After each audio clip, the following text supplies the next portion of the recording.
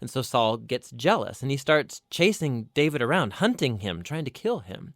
David's done nothing wrong, and so David simply runs and waits in the wilderness. And here we see David's true character. He has multiple opportunities to kill Saul, but he doesn't. He simply trusts that despite Saul's evil, God will raise up a king for his people. 1 Samuel 25. Now Samuel died, and all Israel assembled and mourned for him, and they buried him in his house at Ramah. Then David rose and went down to the wilderness of Paran. And there was a man in Maon, whose business was in Carmel. The man was very rich. He had 3,000 sheep and 1,000 goats. He was shearing his sheep in Carmel. Now the name of the man was Nabal, and the name of his wife Abigail. The woman was discerning and beautiful, but the man was harsh and badly behaved. He was a Calebite. David heard in the wilderness that Nabal was shearing his sheep. So David sent 10 young men, and David said to the young men, Go up to Carmel, and go to Nabal and greet him in my name, and thus you shall greet him. Peace be to you, and peace be to your house, and peace be to all that you have. I hear that you have shearers. Now your shepherds have been with us, and we did them no harm, and they missed nothing all the time they were in Carmel. Ask your young men, and they will tell you. Therefore, let my young men find favor in your eyes, for we come on a feast day. Please, give whatever you have at hand to your servants, and to your son David. When David's young men came, they said all this to Nabal in the name of David, and then they waited. And Nabal answered David's servants, Who is David? Who is the son of Jesse? There are many servants these days who are breaking away from their masters. Shall I take my bread and my water and my meat that I have killed for my shearers and give it to men who come from I do not know where? So David's young men turned away and came back and told him all this. And David said to his men, Every man strap on his sword. And every man of them strapped on his sword. David also strapped on his sword. And about 400 men went up after David, while 200 remained with the baggage. But one of the young men told Abigail, Nabal's wife, Behold, David sent messengers out of the wilderness to greet our master, and he railed at them. Yet the men were very good to us, and we suffered no harm, and we did not miss anything when we were in the fields, as long as we went with them. They were a wall to us both by night and by day, all the while we were with them keeping the sheep. Now therefore know this, and consider what you should do, for harm is determined against our master and against all his house, and he is such a worthless man that one cannot speak to him. Then Abigail made haste, and took 200 loaves, and 2 skins of wine, and 5 sheep already prepared, and 5 seahs of parched grain, and 100 clusters of raisins, and 200 cakes of figs, and laid them on donkeys. And she said to her young men, Go on before me. Behold, I come after you. But she did not tell her husband Nabal. And as she rode on the donkey, and came down under cover of the mountain, behold, David and his men came down toward her, and she met them.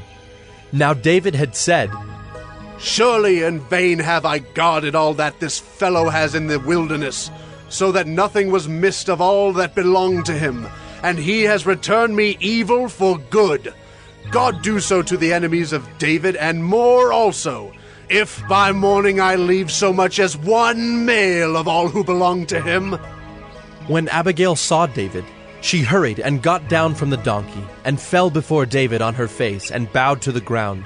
She fell at his feet, and said, On me alone, my lord, be the guilt. Please let your servant speak in your ears, and hear the words of your servant.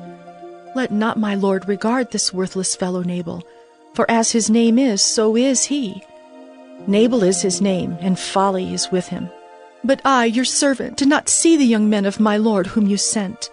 Now then, my lord, as the Lord lives, and as your soul lives, because the Lord has restrained you from blood guilt and from saving with your own hand, now then let your enemies and those who seek to do evil to my lord be as Nabal.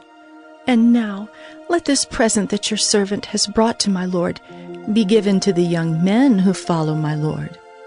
Please forgive the trespass of your servant.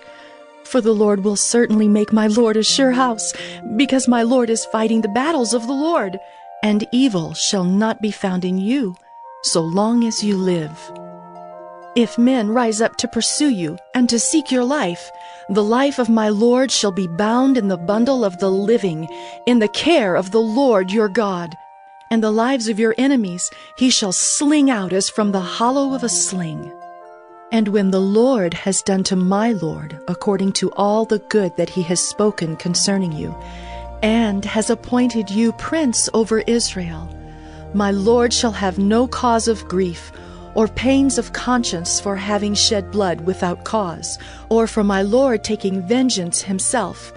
And when the Lord has dealt well with my Lord, then remember your servant. And David said to Abigail, Blessed be the Lord, the God of Israel, who sent you this day to meet me.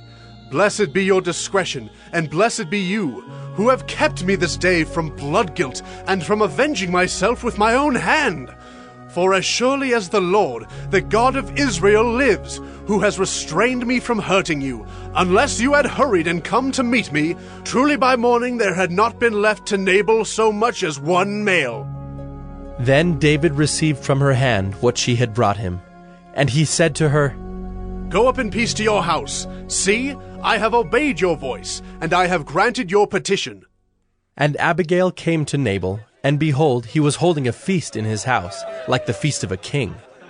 And Nabal's heart was merry within him, for he was very drunk. So she told him nothing at all until the morning light. In the morning, when the wine had gone out of Nabal, his wife told him these things, and his heart died within him, and he became as a stone. And about 10 days later the Lord struck Nabal, and he died. When David heard that Nabal was dead, he said, Blessed be the Lord who has avenged the insult I received at the hand of Nabal, and has kept back his servant from wrongdoing. The Lord has returned the evil of Nabal on his own head. Then David sent and spoke to Abigail to take her as his wife. When the servants of David came to Abigail at Carmel, they said to her, David has sent us to you to take you to him as his wife. And she rose and bowed with her face to the ground, and said, Behold, your handmaid is a servant to wash the feet of the servants of my Lord. And Abigail hurried and rose and mounted a donkey, and her 5 young women attended her. She followed the messengers of David and became his wife. David also took Ahinoam of Jezreel, and both of them became his wives. Saul had given Michal his daughter, David's wife, to Paltai the son of Laish, who was of Gallim. 1 Samuel 26. Then the Ziphites came to Saul at Gibeah, saying, Is not David hiding himself on the hill of Hachilah, which is on the east of Jeshimon? So Saul arose and went down to the wilderness of Ziph, with 3,000 chosen men of Israel, to seek David in the wilderness of Ziph. And Saul encamped on the hill of Hachilah, which is beside the road on the east of Jeshimon. But David remained in the wilderness. When he saw that Saul came after him into the wilderness, David sent out spies, and learned that Saul had come. Then David rose and came to the place where Saul had encamped. And David saw the place where Saul lay, with Abner the son of Ner, the commander of his army. Saul was lying within the encampment, while the army was encamped around him. Then David said to Ahimelech the Hittite, and to Joab's brother Abishai, the son of Zeruiah, Who will go down with me into the camp to Saul? And Abishai said, I will go down with you. So David and Abishai went to the army by night. And there lay Saul sleeping within the encampment, with his spear stuck in the ground at his head, and Abner and the army lay around him. Then said Abishai to David, God has given your enemy into your hand this day. Now please let me pin him to the earth with one stroke of the spear, and I will not strike him twice. But David said to Abishai, Do not destroy him, for who can put out his hand against the Lord's anointed and be guiltless? And David said, As the Lord lives, the Lord will strike him, or his day will come to die, or he will go down into battle and perish. The Lord forbid that I should put out my hand against the Lord's anointed. But take now the spear that is at his head and the jar of water, and let us go." So David took the spear and the jar of water from Saul's head, and they went away. No man saw it or knew it, nor did any awake, for they were all asleep, because a deep sleep from the Lord had fallen upon them. Then David went over to the other side, and stood far off on the top of the hill, with a great space between them. And David called to the army, and to Abner the son of Ner, saying, "Will you not answer, Abner?" Then Abner answered, "Who are you who calls to the king?" And David said to Abner, "Are you not a man? Who is like you in Israel? Why then have you not kept watch over your lord the king? For one of the people came in to destroy the king your lord. This thing that you have done is not good. As the Lord lives, you deserve to die, because you have not kept watch over your lord, the Lord's anointed. And now see where the king's spear is, and the jar of water that was at his head?" Saul recognized David's voice, and said, "Is this your voice, my son David?" And David said, "It is my voice, my lord, O king." And he said, "Why does my lord pursue after his servant? For what have I done? What evil is on my hands? Now therefore let my lord the king hear the words of his servant. If it is the Lord who has stirred you up against me, may he accept an offering. But if it is men, may they be cursed before the Lord. For they have driven me out this day, that I should have no share in the heritage of the Lord, saying, 'Go serve other gods.'